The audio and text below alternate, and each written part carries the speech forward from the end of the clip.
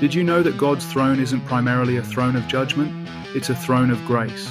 God doesn't merely extend grace occasionally, He reigns from grace.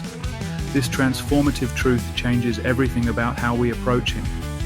This isn't just for special Christians or spiritual superstars.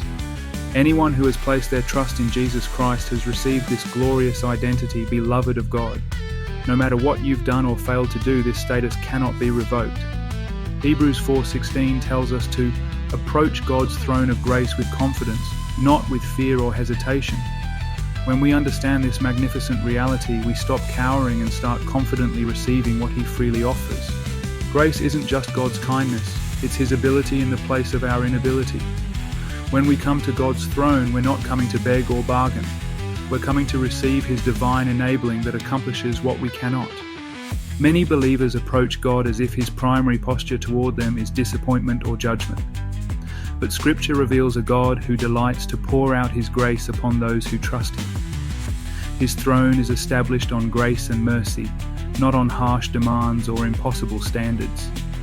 The Apostle Paul reminds us that where sin abounds, grace abounds much more. This means that no matter how great your struggle might seem, God's grace is greater.